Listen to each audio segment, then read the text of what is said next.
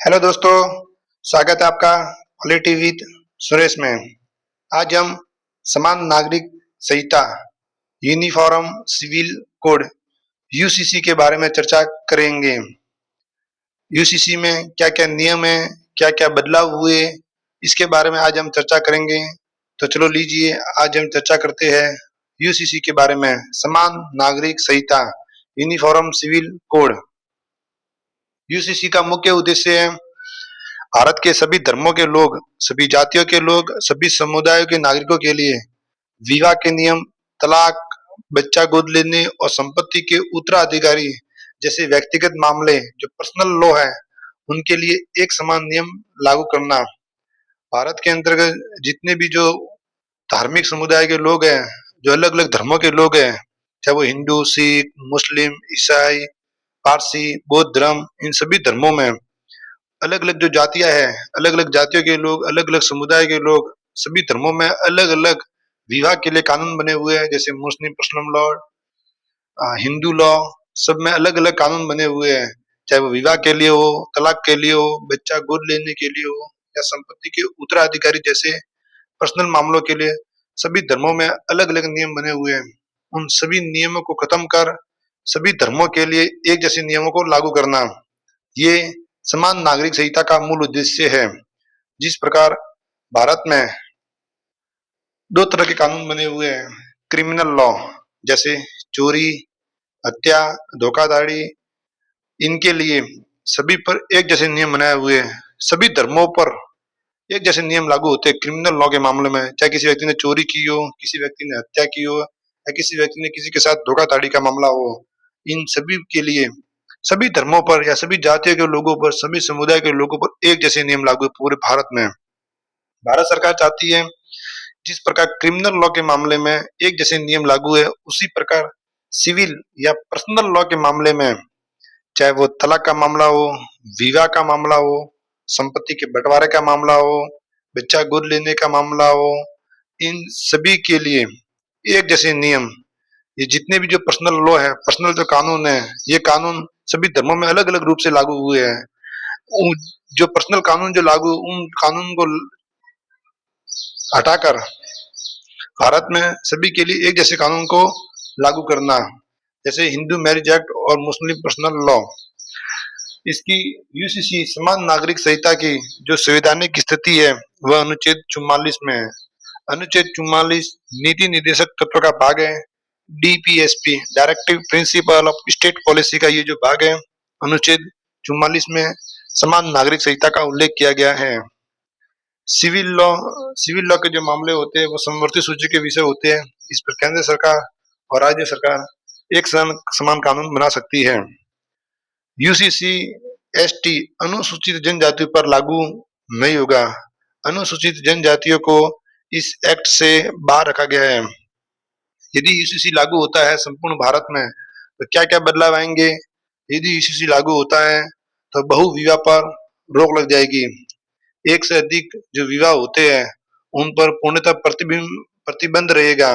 सभी धर्मों में, किसी भी धर्म में अलग अलग नहीं होगा, सभी धर्म में एक जैसा होगा और प्रतिबंध रहेगा। जब यदि व्यक्ति की पहली पत्नी है, यदि उसका तलाक नहीं हुआ है तो तब तक वो दूसरा विवाह नहीं कर सकता। शादी की जो न्यूनतम उम्र है, सभी धर्मों में शादी की न्यूनतम उम्र अलग अलग थी। भारत सरकार ने शादी की न्यूनतम उम्र को लड़कों के लिए 21 वर्ष और लड़कों के लिए 18 वर्ष तय की गई है। ये सभी धर्मों पर एक समान रूप से लागू होगी। तीसरा नियम, डिवोर्स, तलाक का नियम। मुस्लिम पर्सनल लॉ में जिस प्रकार 3 बार तलाक तलाक तलाक बोलने पर तलाक हो जाता था, अब ऐसा नहीं होगा। अब सभी धर्मों के लिए तलाक के नियम एक जैसे लागू होंगे। चौथा नियम, बेटे बेटी की, चाहे वो बेटा हो चाहे वो बेटी हो, संपत्ति में उनका बराबर का अधिकार। माता पिता की संपत्ति में उनका बराबर सा अधिकार हो, बेटे बेटे की संपत्ति पर बराबर का अधिकार होगा।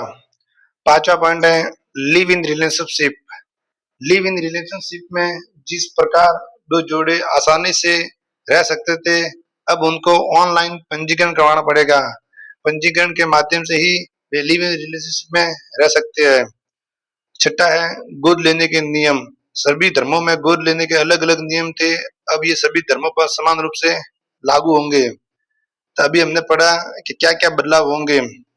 बहुविवाह पर पूरी तरह रोक, शादी की न्यूनतम उम्र, तलाक, बेटे बेटे की संपत्ति पर बराबर का अधिकार, लिव इन रिलेशनशिप का पंजीकरण और गोद लेने की प्रक्रिया, इन सब पर समान रूप से सभी धर्मों पर समान रूप से नियम लागू होंगे। समान नागरिक संहिता ये समवर्ती सूची का विषय है। यूसीसी को पूरी तरह से लागू करने वाला एकमात्र राज्य वह है उत्तराखंड। उत्तराखंड एकमात्र राज्य है उत्तराखंड एकमात्र राज्य है जिसने यूसीसी को अपने राज्य में पूर्ण तरीके से लागू कर दिया है। यूसीसी व्यक्तिगत व पारिवारिक मामलों में नियंत्रित करता है। यूसीसी का एक ही उद्देश्य होगा, जिस प्रकार क्रिमिनल लॉ के जो मामले हैं वह सभी धर्मों पर एक समान लागू होते हैं, उसी प्रकार जो सिविल लॉ है, सिविल लॉ के जो मामले हैं, चाहे वो शादी की हो, तलाक, संपत्ति का उत्तराधिकारी, बच्चा गोद लेने के नियम, इन सभी के लिए सभी धर्मों पर एक जैसे नियम लागू होंगे। इसको बोलते हैं यूसीसी, यूनिफॉर्म सिविल कोड, समान नागरिक संहिता। इसका उद्देश्य है समानता, न्याय और भाईचारे पर आधारित एक सशक्त और एकजुट भारत का निर्माण करना। जिस प्रकार पूरे भारत में क्रिमिनल लॉ के मामलों में सभी प्रकार एक समान कानून लागू होते हैं, उसी प्रकार सिविल लॉ के मामले में भी सभी धर्मों पर एक समान कानून लागू होंगे। इससे समानता बनी रहेगी, न्याय बना रहेगा तथा भाईचारा भी बना रहेगा और एक सशक्त और एकजुट भारत का निर्माण होगा। यह है यूसीसी।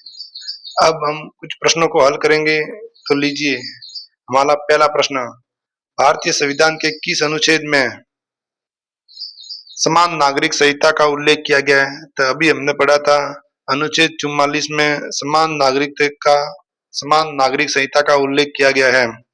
अनुच्छेद 44 नीति निर्देशक तत्व का भाग है। संविधान का भाग 4 अनुच्छेद 36 से अनुच्छेद 51 तक नीति निर्देशक तत्व का उल्लेख है।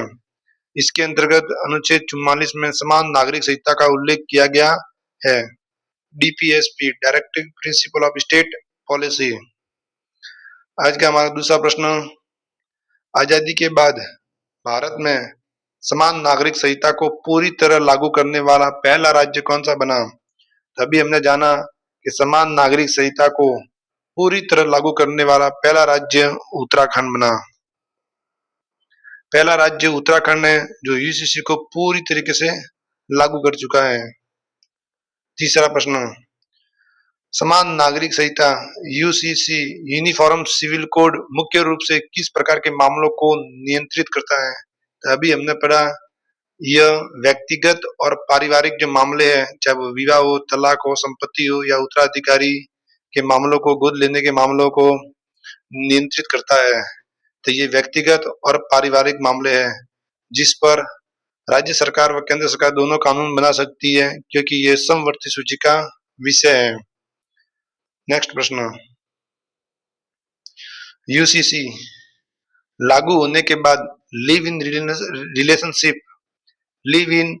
रिलेशनशिप में रहने वाले जोड़ों के लिए क्या अनिवार्य कर दिया गया है? यूसीसी लागू होने के बाद इनको रजिस्ट्रेशन करवाना पड़ेगा, उनको अपना पंजीकरण रजिस्ट्रेशन करवाना पड़ेगा। पंजीकरण कराने के बाद ही वे लिव इन रिलेशनशिप में रह सकते हैं।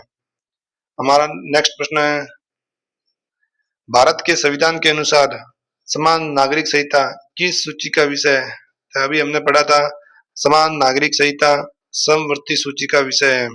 इस पर राज्य सरकार व केंद्र सरकार दोनों ही कानून बना सकती है। यदि एक ही समय पर केंद्र सरकार और राज्य सरकार दोनों ने कानून बनाए हैं तो उस समय केंद्र सरकार का कानून ही मान्य होगा। समान नागरिक संहिता समवर्ती सूची का विषय है।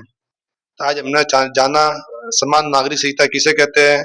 यह भारतीय संविधान के अनुच्छेद 44 में इसका उल्लेख है। यूसीसी का क्या मतलब है, इसका क्या उद्देश्य है? इसका उद्देश्य है सभी धर्म, सभी जाति, सभी समुदाय के नागरिकों पर एक जैसे नियम लागू करना। वे नियम विवाह में हो सकते हैं, तलाक में हो सकते हैं, बच्चा गोद लेने में हो सकते हैं, संपत्ति के उत्तराधिकारी में हो सकते हैं, ये जितने भी जो पर्सनल कानून है, ये पर्सनल कानून अभी सभी धर्मों पर एक जैसे ही लागू होंगे। किसी भी धर्म के लिए अलग से विशेष कानून नहीं बनेगा, सभी धर्म पर अलग अलग कानून लागू होंगे। प्लीज हमारे चैनल को लाइक एंड सब्सक्राइब करें। धन्यवाद।